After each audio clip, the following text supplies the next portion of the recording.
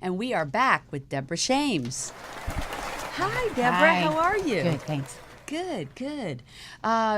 Your book, which is called Out Front. Out Front, which I find, I realized in my introduction, I was introducing my transgender stand-up comic, and then saying you wrote Out Front, and they're probably thinking there's some correlation there, and there's none.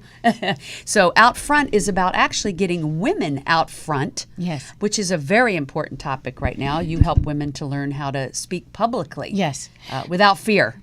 Well, and that's the big issue. Yeah. You were talking about Robin, and authenticity and fear are two motivating factors. Right. And women to speak out. Women are so strong at saying, no, I'm better behind the scenes. Let Yes. somebody else speak out. Right. We can't risk that anymore. We Right. can't blame men anymore for holding us back. Right. It's really up to us to learn the tools Yeah. to speak out. Yeah, that excuse is gone. Gone. Right. Right. You know, it's so funny. You had shared with me that you were like a chubby little girl Yes. with no social skills, and Yes. it's like, really, Deborah, are you making this up? And I don't know how you got from there to here, but you know what? It's interesting because then people watching will say, "Oh, I was that shy person, and look at her. She's teaching other women now how to speak in public," which is fascinating. I was a director. I always worked behind the scenes. Yeah. And until I made films and received recognition and then had to do media interviews and be out front, I was terrified, just Yeah. like the other women. Yeah. And when I ever agreed to speak on a topic, every morning I'd wake up and I'd say, I can't believe I agreed to do this. Maybe I can get out of it.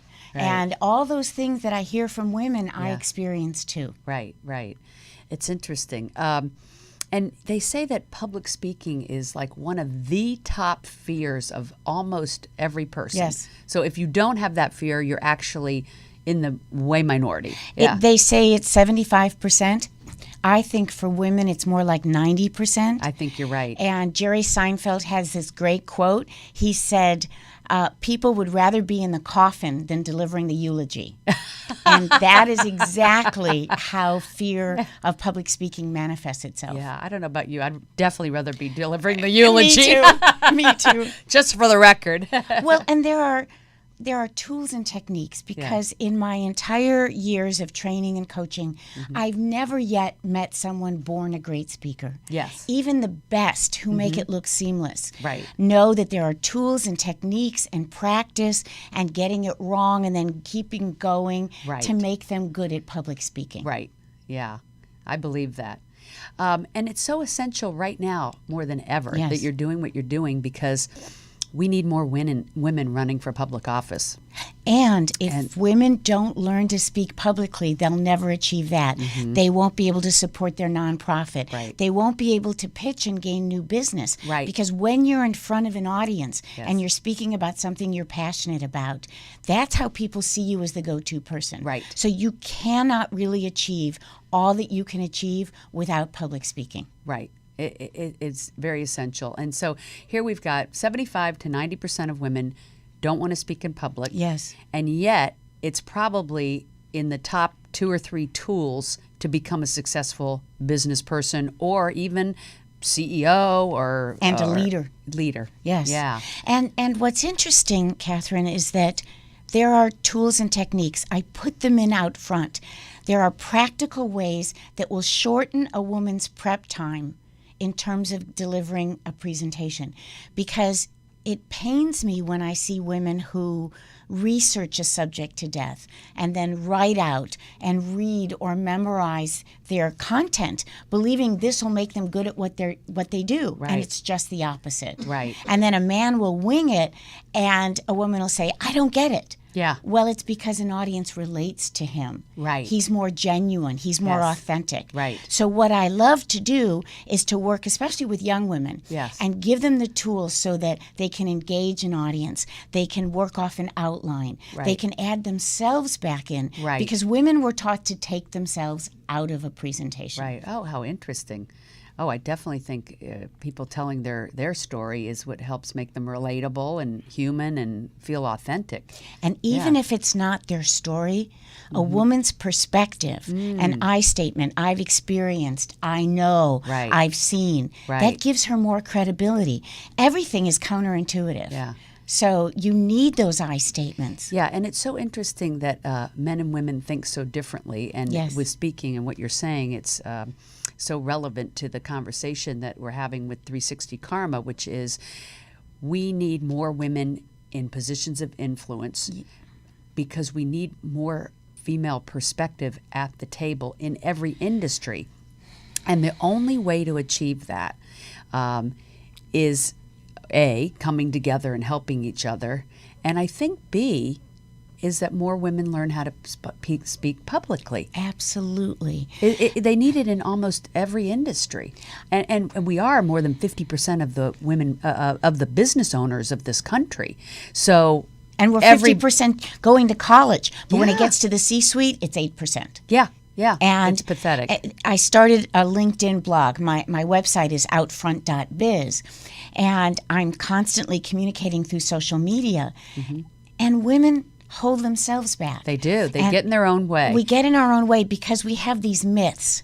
One of the things I do in the book is bust the myths, like we need to be perfect, Right. So or if we're not an expert, we don't deserve to speak on a topic. I think it's lack of self-esteem that it holds a lot of them back. Exactly what you're saying, because they think, "Who am I to speak?" Yes. That's what they think. Yes. And they've had like amazing successes. And careers, exactly. Amazing careers. They have so much to offer to other people, and they don't have that self-confidence in themselves, that self-esteem to believe that they actually have something to bring to the table.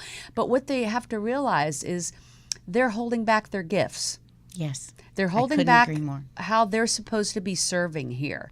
And this is the difference between men and women. Okay. Yeah. So the way to get over that, Yeah. start in low ante environments. Learn a new skill, telling a story, for example, or adding your perspective. And then give a toast at a wedding, or sit on a panel, or moderate a panel, or go and give an introduction at a networking meeting. Right. Start small. Right. Because one of the things that ramps up anxiety is that women go months or years and then they decide to speak on their topic, whether it's Right. real estate or law or whatever, and suddenly the pressure is overwhelming. Right. Then they play it safe and then they crash and burn and say, see, I Yeah. told you I wasn't good at public Right. speaking. Right. And by starting in low ante and having a clear intention, Right. because intention drives everything. Absolutely. So right before you speak, don't tell yourself, oh my gosh, I need to go over all my content. What if I forget something? Recipe for disaster. Instead, Yeah. remind yourself of the one thing you want to achieve. Remind yourself of your intention, and you're well on your way. You know, I've had two experiences with what you're saying. I was having an event, and somebody was getting ready to go up, and they said, "Oh, this is probably going to be the worst talk I've ever." And I said, "Why would you say that? You're brilliant. You've done this and you've done that, and you are going to go out there and do a great talk." And you know what? They changed their mindset and they went out and did a great talk. It is what you believe. And not only that, what you say. It's Yeah. a self-fulfilling prophecy. Yes, it if you is. say, I'm going to crash and burn, you totally. will. And there's something else that you did that was really smart. When you've had a success with speaking, even a small one, bask in it. Look, I'm Jewish. Yeah. And so it's the opposite. The glass is half empty, not half full. But David, my partner, taught me that when I've had a success, I've gotten a standing ovation, or I've had people come up and say, you inspired me. I literally sat with it and basked in it. I felt like a Yeah. rock star. Yeah. So that the next time I go to speak, Yeah. when I ordinarily would have anxiety, I'd remember back when I had a success, Yes. not when I had a failure. I love that. I love that. It's a great tip. And then I've had other women at events get up and they'd be saying, "I'm going to read from my notes," and I'm like, "No, no, know you're going to kill it. There's no authenticity in that. People don't like you reading from their notes, and that's something I wish they would do, is put down the notes. Well, here's why. It's their crutch. And It's their crutch, and it's the same with PowerPoint. Yeah. They want to be perfect. They're afraid of getting any word wrong. Right. And if you work off an outline, your attention is not on the critic in your head. It has to be out on the audience. Right. So the best thing you can do is speak conversationally, the way you always do. Right. Like have your 5 points and make them. 3 points. It's easy to remember 3 three. points. Never Okay. remember. Yeah. Oh, good advice. Never more than 3. Okay. We think of lists, nursery rhymes, everything in 3s. And then by engaging with people in the room, you can read them. Yes. You can say, are they off their phones? Are they paying attention? Are they nodding and smiling? Are they looking bored? And if they're looking bored, first of all, don't take it personally. Yeah. Second, recommit. Make it more important to you and say, I'm going to turn that person around. Right. Think of speaking as a competitive sport. Right. And you'll be fine. I mean, if I were to script out everything I was going to say today, oh my God, my anxiety would be through the roof. Right. Instead, it's connecting with you. Exactly. Being in the present. Being on the ice in the present. Right. Yeah. There's nothing stronger than that. And I think that's what happens. People get in their head and they're thinking about something before or something ahead and not the present moment. In fact, the only time professional newscasters will screw up is right at the end. Right. Because they've already finished in their mind their presentation and they're thinking about what the next thing is, and that's when they trip up on their words. Yeah. And it happens to everyone. Yes. So if you do fumble, if you do trip up, poke fun at yourself. Right. Say, in English that would be, or I'm going to have to switch to decaf, and then the room will I'm love going to remember you. these. My pleasure. So before you did all this, where you're training women to speak, your career was as a producer in filmmaking. Now, you were creating films for public TV in Chicago, right? Good memory. Yeah. And then went on to come to LA, and I think you've done like 60 films. Yes. And then you veered off into this erotica, which we'll just mention that kind of threw your career into a tailspin because it was so controversial, right? Exactly. Right. And you and I were talking just briefly about how there's such a difference between erotica and porn. Porn is something that I don't think any of us women advocate. It's too impersonal. It's always aggressive badly toward women. Yes. But erotica, yours was like celebrating the beauty of women, right? And couples. Dr. Lonnie Barback is a longtime friend, and I'm a huge fan of hers. And she has a number of books on erotica. Right. And she and I were talking. And by the way, nobody would look at this conservative little lady teaching public speaking and thinking she produced erotica movies. That's why I had to bring it up. Just being a side note. unpredictable is really good, whether it comes to public speaking or erotica. That's right. Yeah, but they would put me on talk shows with these porn queens, and then wow. say, "You ruined my husband's life," and I'm thinking, "Oh gosh, this is the wrong place for me." But what we did was by adapting erotic stories, where there's emotion and a relationship and foreplay and fashion and all these wonderful elements that make it erotic, not pornographic. Right. No woman throwing her head back going, when you know she's faking it. And so I actually came from the Bay Area. That may be the best part of the show, folks. I came from When the Sally Bay Area met Harry yes. moment. Ooh, that's good. I'll have what she's having. I auditioned women as actresses. Right. And I said, do you want to break ground? Because we're doing something very special here. Right. And I'm very proud of what I did, but you were correct. It ruined my career as a filmmaker because suddenly editing facilities wouldn't rent me their facility. Wow. Boyfriend I had broke up with me. He was definitely not the right one. He wasn't the right one. In fact, the man I'm married to now went to the video store and said, "Do you have those Deborah Shames movies?" And he goes, "Oh yeah, she lives right up the hill." Oh my And he gosh. rented my movies, and that's when he decided that he wanted to date me. Oh my gosh, I love that story. So actually there's a good ending to those stories. Absolutely. Yeah. Well, that's what I tell women. We learn from our mistakes. Right.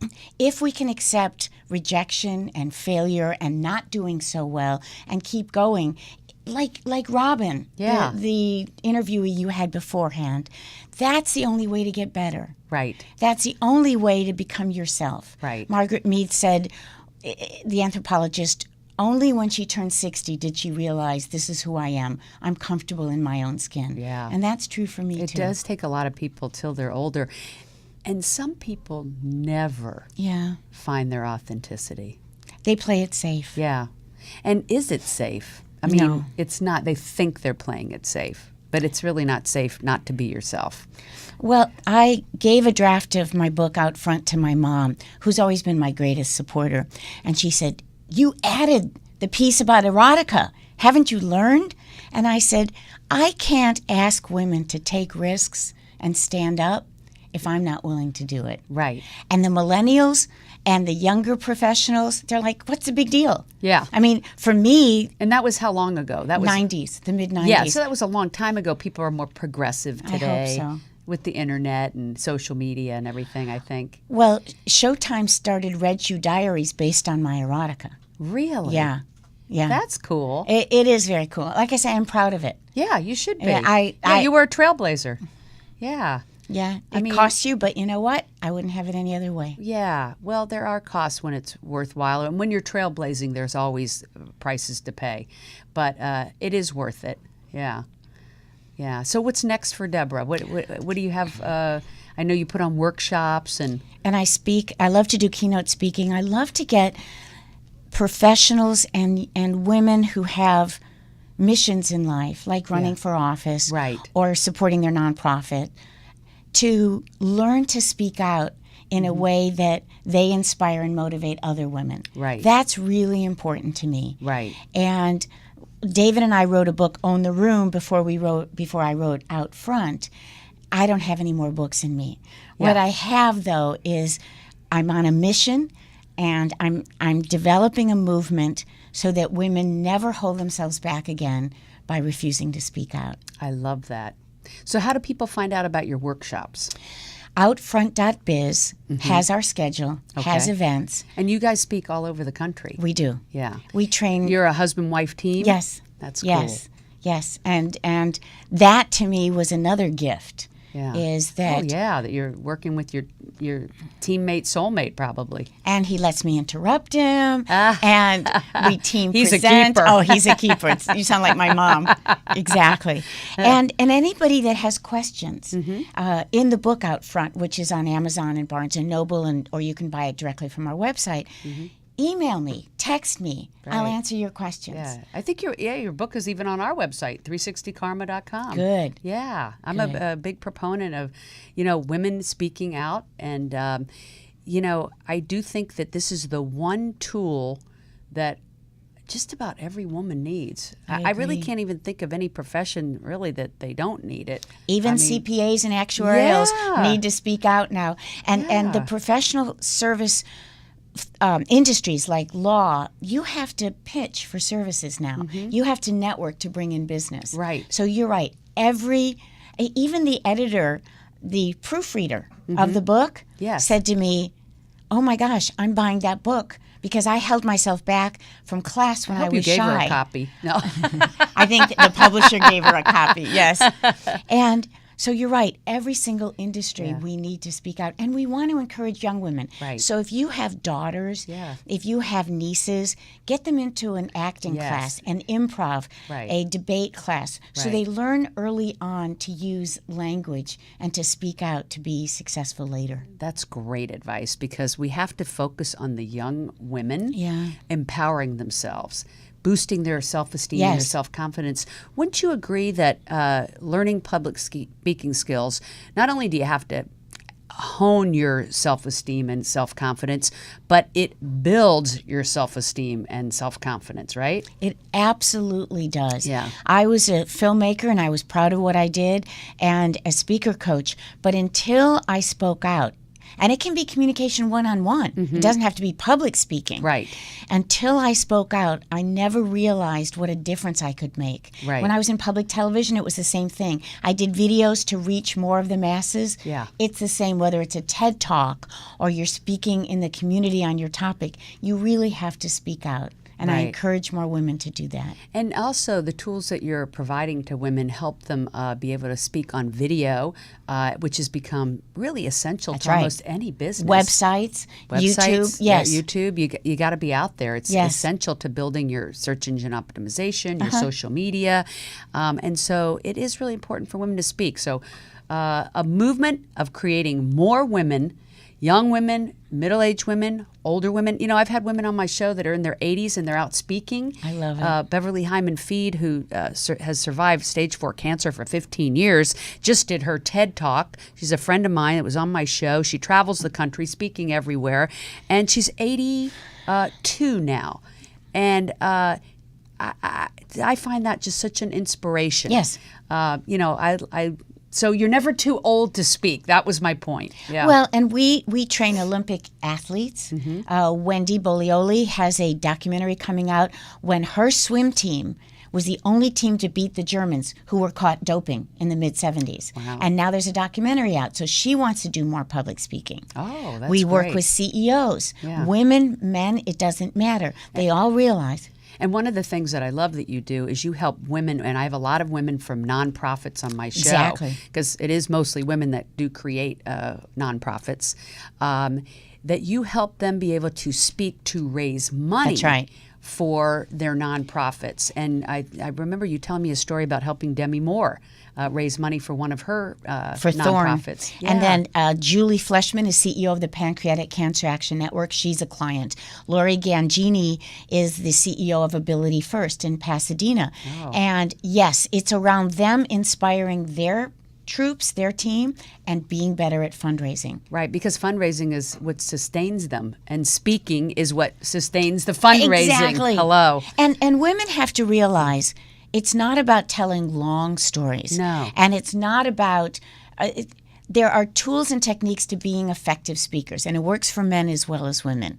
How to have an intention, how to take on a role, how to tell a good story, how to open in a way that grabs the audience's attention, and then how to close in a way that whoever is listening remembers what you have to say. I love that.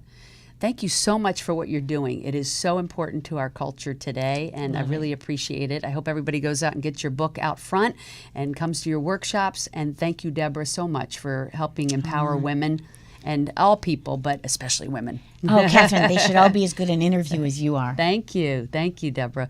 Okay, we will be back next week. Same time, same place, UBN. Please follow us on social media, 360 Karma Women, and on Twitter.